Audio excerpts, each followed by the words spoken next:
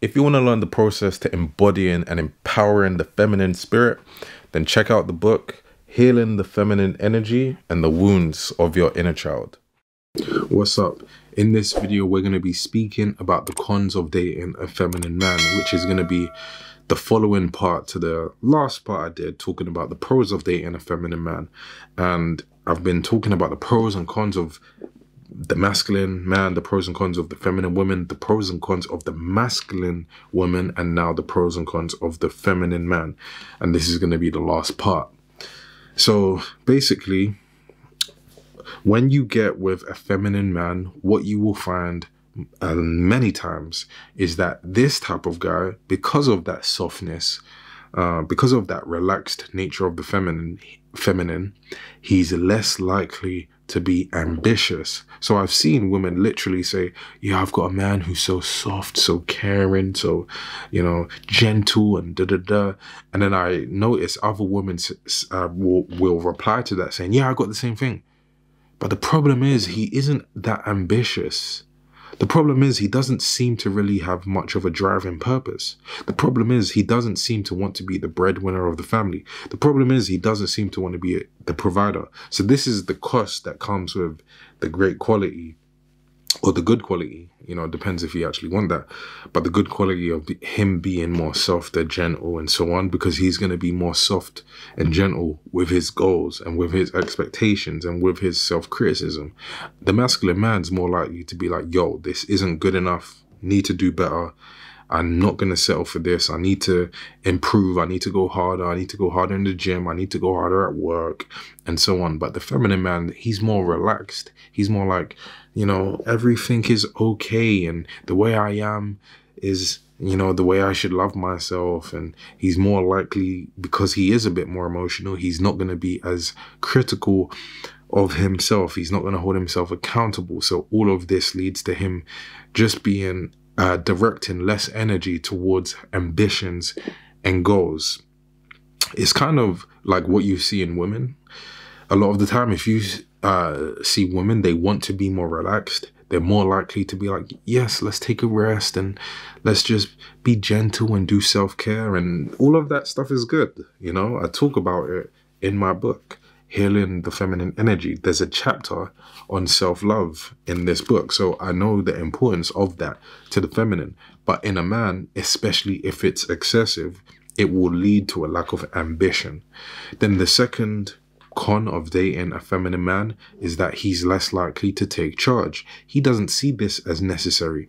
Many women want a guy who is going to take charge, he's going to lead, he's going to initiate, he's going to pursue, he's going to be proactive. But a feminine man's less likely to see that as normal. In fact, he's going to think to himself, well, why can't she take charge and lead sometimes too? Because isn't it supposed to be equal? You know, because he sees himself like his woman, because he himself is feminine, so he's relating to the feminine within her and he sees it as the same. He's more likely to say, I don't need to take charge, why don't she do that sometimes? I don't need to pursue, women should do that too. And of course, if you're a woman who doesn't mind doing that, perhaps that's not actually a problem. But it does seem like many women in general want the type of guy who is going to lead. So if you say to yourself, where are the leaders? It might be because you're not going for men who are mature masculine. You're going for men who are still in their feminine, or, you know, perhaps they want to be in their feminine, but you have to kind of shift your perspective.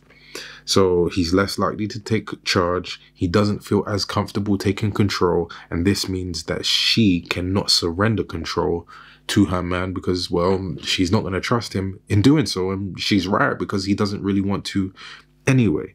The third con of dating a feminine man is that he's less likely to be protective. So for the same reason, you know, that he lacks ambition and so on, because he has a more soft and gentle nature, is the same reason why he's not going to protect his woman. His claws and teeth are not sharp, so it's not going to come out on command in order to make sure that his woman is protected and safe.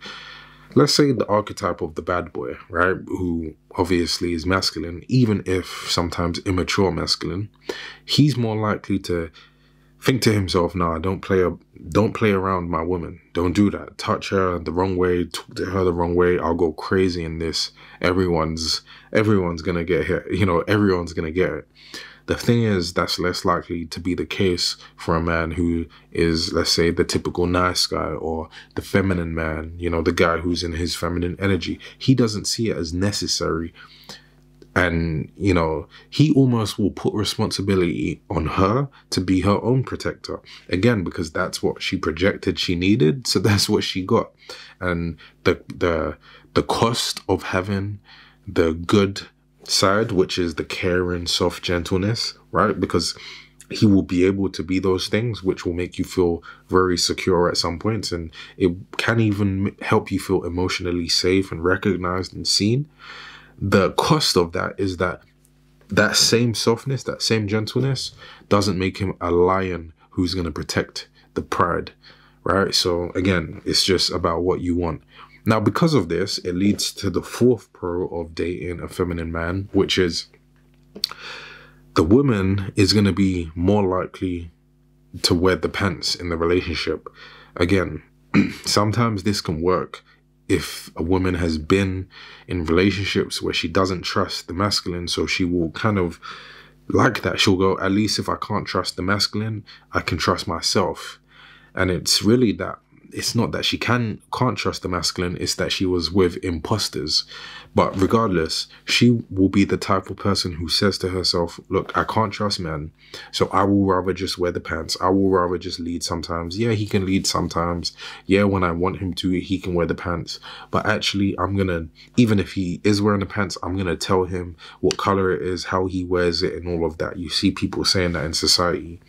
But that is an indication of a man who isn't in his masculine, because that's not the case. A woman with a masculine man will go, I trust you to do that. I trust your direction. I trust which way you want to go. I know you're going to take us in the right direction. But a woman is not going to be able to do that if she's with a feminine man. She's not going to be able to surrender control. She's not going to be able to relax. She's not going to be able to say, you know what? The way he wants to go, I'm following, you know, and I don't mind. No, she's going to be the one who is in control, and she's going to be the one wearing the pants. Whether this is a good thing or bad thing, it depends on you and what you actually want as a woman, you know. But for sure, with a feminine man, you will be less likely to be with someone who is wearing the pants, or even someone that you trust to wear the pants. Then the last con of being with a feminine man is simply that most times you're going to be less attracted than if it was a masculine guy. So what happens a lot of the time is women try to, you know, get with masculine men. This could be through the common archetype of the bad boy. And this guy, especially because he's sought after and other women want him, and he's more or he could just be focused on his mission, his purpose, and so on. He's just less likely to commit, basically. He's just less likely to want to build with a woman. He wants to build with himself. So after a few years of failing to kind of secure that type of guy, and her need for security goes up, she's going to say, you know what, let me give these more feminine guys a try. And she will find the security that she's looking for there.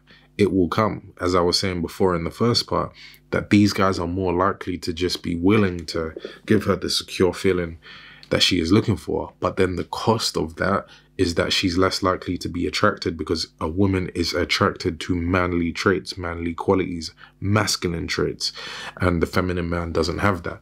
So the same way, like I've seen videos where women will talk about, you know, they have to leave their type because they want to get married, right? Again, they need to leave what they find attractive because they want to get security, which is they have to leave the masculine archetypes which they're struggling to get security from. They have to leave those guys for the feminine men who will give them that security.